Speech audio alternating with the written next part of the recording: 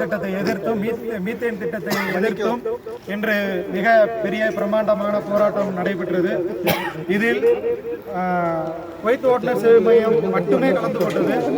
சில நண்பர்கள் கலந்து கொண்டார்கள், சில அமைப்பின் சார்பாக கலந்து கொண்டார்கள். அவர்களுக்காக மிக்க நன்றியையும் வாழ்த்துக்களையும் தெரிவித்துக் கொள்கிறோம். இந்த குவைத் ஓட்டுநர் சேவை மையம் சார்பாக நடத்தப்படும் இந்த போராட்டமானது இன்னும் வலுப்பெறும் என்பதை நான் இங்கு ஆழமாக தெரிவித்துக் கொள்கிறேன். இதோடு மட்டும் நடந்து இந்த போராட்டம் இதோடு முடிய போகிற செய்தி அல்ல. இது உலகம் முழுவதும் உலக தமிழர்களின் சார்பாக முழுமையாக நடத்தப்படும். இது சிறிய ஒரு முயற்சி தானே தவிர இன்னும் மிகப்பெரிய முயற்சிகள் நடைபெற்று கொண்டு இருக்கிறது. இந்த மத்திய மாநில அரசு இதை செவி சாய்க்கவில்லை என்றால் மிகப்பெரிய கண்டனங்களையும் ஆர்ப்பாட்டங்களையும் நாங்கள் மிக அழுத்தமாக நாங்கள் தெரிவிப்போம்.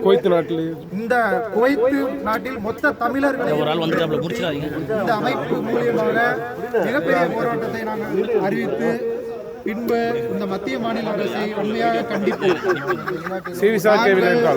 கேட்கும் முக்கியமான ஒரு விடயம் என்னவென்றால், விவசாயி இங்கு வாழ வேண்டும், விவசாயம் வாழ வேண்டும், எங்கள் சமுதாயம் வாழ வேண்டும், சந்ததிகளும் வாழ வேண்டும். நீங்கள் வெளிநாட்டு கம்பெனிகளுக்காக துணை போய் உன் சந்ததிகளையும் என் சந்ததிகளையும் அழித்து விடக்கூடாது. சந்ததிகளை அழைத்துவிட்டு எங்களை மண்ணுக்கு அனுப்பிவிட்டு என்ன ஆட்சி செய்ய போகிறாய்? இந்த ஆட்சியில் என்ன கிடைக்கப் போகிறது? மக்களை வாழ வைப்பதற்கு ஆட்சியா, மக்களை அழிப்பதற்கு ஆட்சியா? விவசாயிகளை 210 விவசாயிகளை அழித்தமைக்கு உன் பதில் என்ன? விவசாயிகளை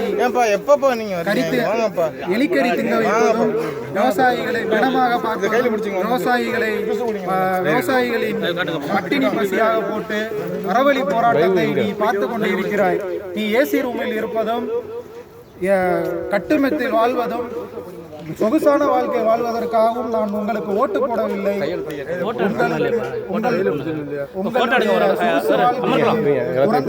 மக்களின் வாழ்க்கையை பக்கம் நீங்கள் திரும்புங்கள். மக்கள் உங்களுக்கு மக்களை காப்பதற்காக தவிர கொள்வதற்கு அல்ல. நிறைவேற்ற வேண்டிய விவசாயிகளுக்கு 2000 கோடி ரூபாயை கொடுத்துவிட்டு அநீதிகளை தமிழர்களுக்காக அநீதிகளை நாங்கள் கேட்டுக்கொண்டிருக்கிறோம். எங்கள் வறட்சி நிதியாக நாங்கள் முழுமை பெற முடியும். என்ன அதிகமான வறட்சியை கண்டது தமிழ்நாடு.